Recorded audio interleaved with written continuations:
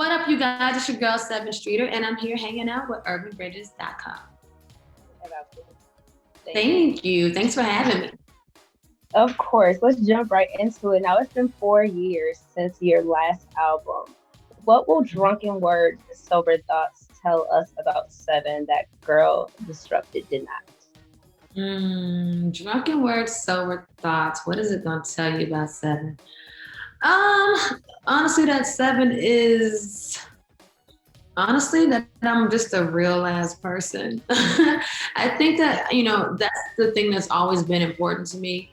Through my music, I try to, I like to tell, I hate to say, but real life things, and that's why I like to take my time and live life and then I write. Because I think that is the thing that makes your music connect, is when your fans they can hear themselves in it. They can hear their situations, they can hear, and that's a lot of reason too why I like to do a lot of male collabs, because I like the verbal sparring. I like the back and forth. I like the two perspectives. I like, I like to tell those stories in that way. So what will Drunken Wordz Sober Thoughtz tell you about Sevyn?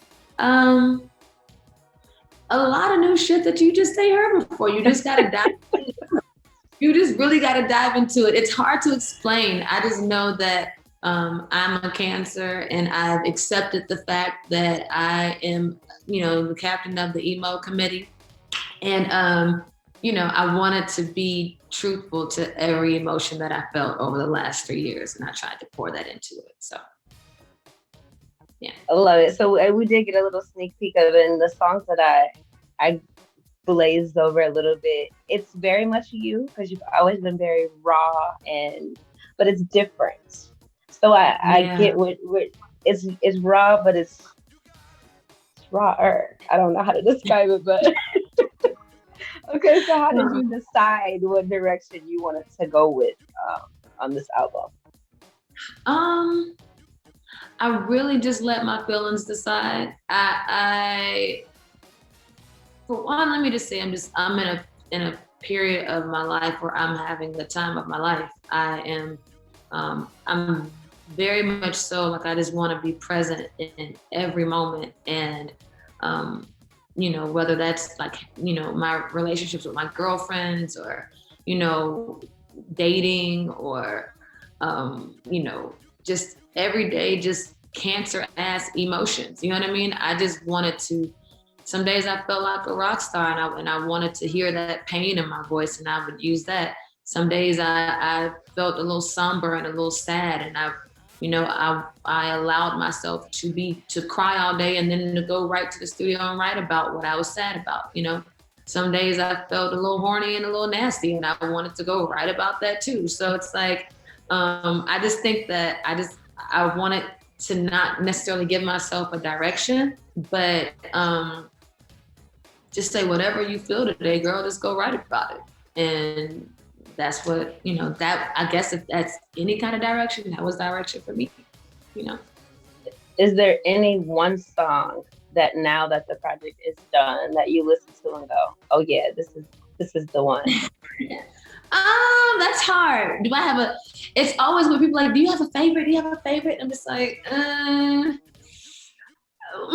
what song, a song that I love listening to? I really love Fall Back. I really, really do. I love Fall Back because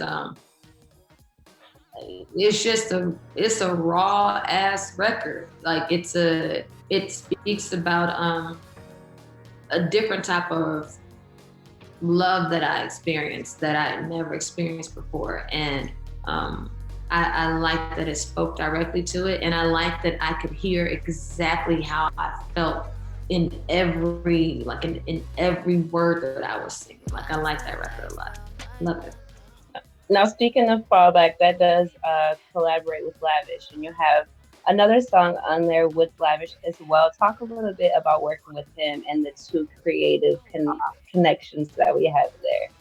Well, Lavish is, for one, I just have such a great deal of respect for the OVO camp and how much they really care about putting out quality music. You know what I mean? And I met Lavish through Chubbs. You know, I went over to just play them some music, and they're like, oh, this is our artist Lavish, you know, and they played his music, and I'm like, yo, you're amazing. Like, his tone is amazing and his pen is insane. And that same day, we ended up writing a song, writing Forever. We wrote Forever the same day that we met. And it was like, you know, sometimes you just meet people and musically and creatively, there's just it just clicks. And we wrote that day, and he's just super talented. And yeah, it's my dog. Love Laugh.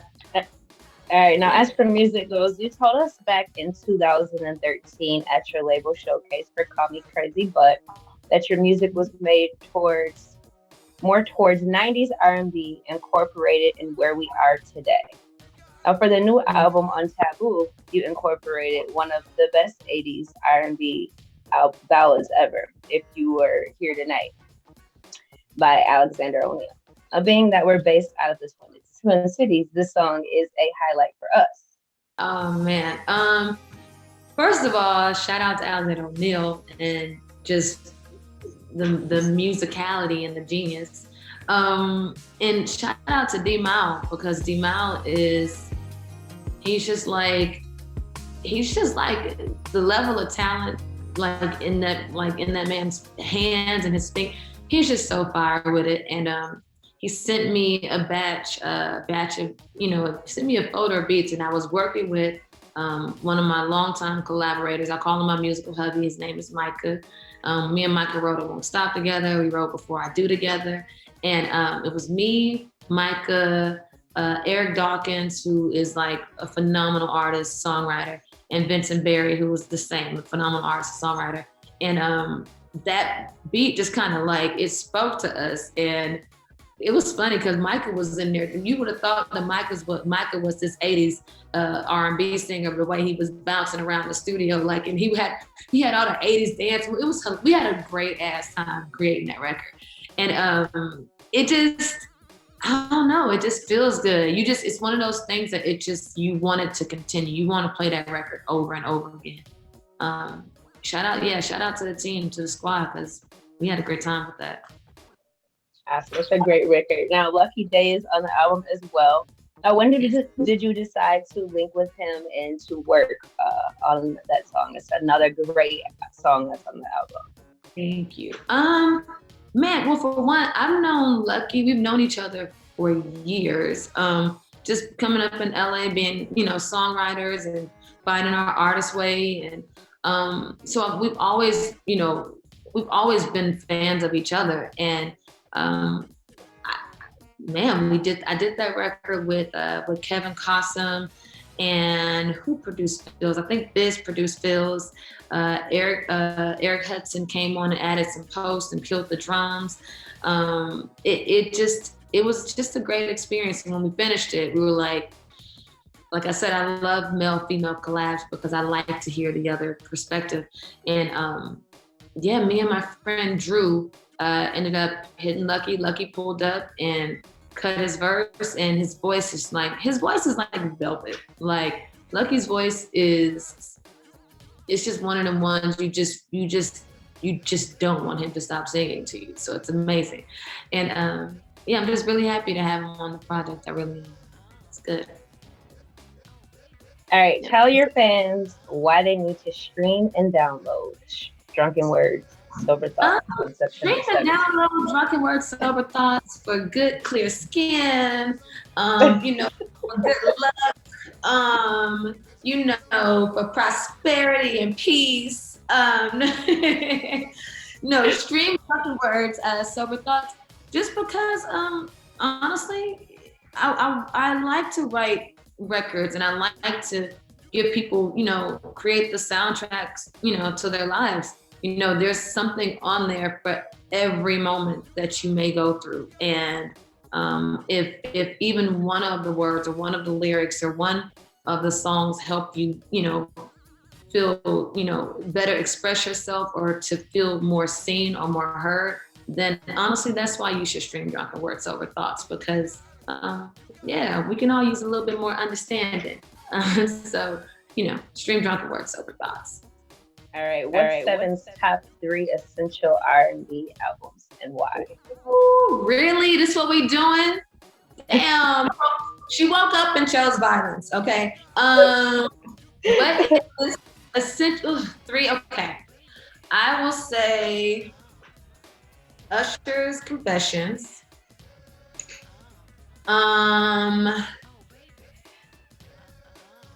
Destiny's Child. What's the album that had like Bills, and Writings on the Wall? On the Wall. And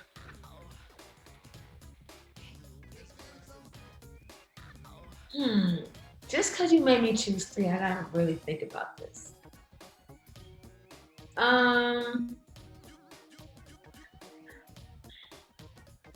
gonna be a little partial, but I'm gonna say not that all the records are R&B records, but I love Chris's Fame album. Fame for me. And not just because I'm a part of it, but I really do love the album. And I like different takes on R&B and different takes on like urban music. And I like how he'll give you that, but he'll fuck it up a little bit. And I like that. So yeah. All right, now as a very accomplished songwriter, you've worked with some of the greats in the industry. What has been one of your favorite sessions with another artist that you've done? Ooh, one of my favorite sessions. Favorite sessions. I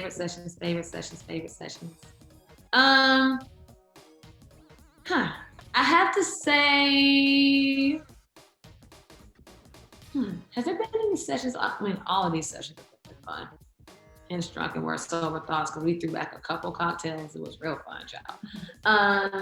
My favorite sessions, I will say this. It's a toss-up between my Alicia Keys session, because I just like how it was different, because it literally was a Zoom session. Well, it started as a Zoom session, and then I ended up going to New York to go work with her. But I like that we were able to, my first time working with her, and I liked the fact that I felt like it was how to explain it? It was like a good pressure, if that makes any sense. Because like we tapped in, she told me what she thought about the record and what she wanted, and then I had a couple of hours to like work on it, and then she tapped back in, and I just thought that was really cool. And she loved it, and it ended up resulting in me going to New York and going to work with her. But I think that for me, because that was the first session of that kind, I think it's gonna be that one for me. Okay.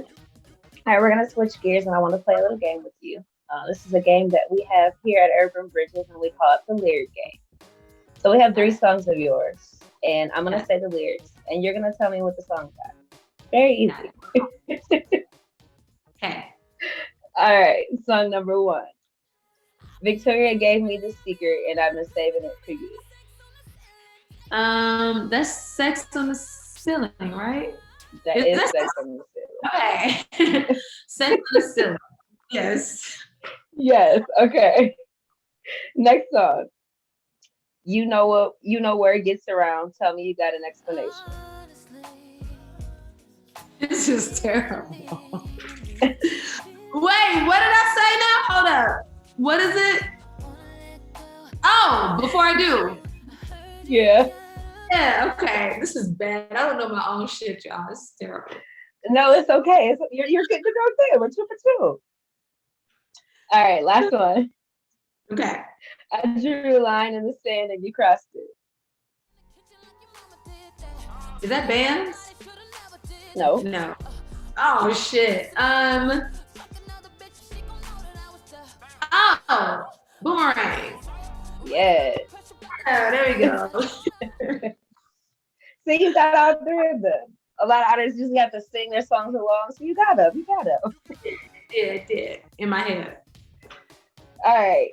When did you first discover your love for singing and the talent that you have for songwriting? When did I first discover my love for singing? Probably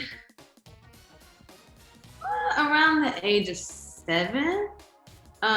Yeah, around the age of 7, because I started singing in church and I started singing at my school, and yeah, 7. Which I'm swearing, I'm not just saying 7 just to say it, but 7. Yeah. Are there any artists that you have yet to collaborate with that you would like to collaborate with? Artists that I want to, yeah. I really want to. I would love to work with Drake because I just feel like I can't even imagine what the shit that we would say on a record together, and I think that that would be really fire. And I love the fact, I love how melodic he is, and I think that that'd be dope. So Drake, yeah. You seem to keep your personal life, for the most part, out of the public, but you are very candid in your music. Is Mm-hmm. that like your strategy, or how does that work? You know what it is? I mean, you know, it's so crazy. I don't think it's really. I'm not intentionally trying to keep my private life private. I think that, how do I explain that? I just like to feel really great about things um, before I allow I allow things to get out. I don't know. I do like to keep to myself. I'm not even gonna hold you. I like to keep to myself. And I like to have something to myself, but then I like to write about it. I've told every guy that I've ever dated, listen, I'm gonna eventually write a song about you. Just you're gonna determine what that song is about. So if it's like fuck you, it's gonna be like fuck you. And if it's like I love you, it's gonna be like I love you. It's like so I don't know. I have my little ways of sharing. I guess that's the way that I share a little bit, but I don't know. Maybe that'll change.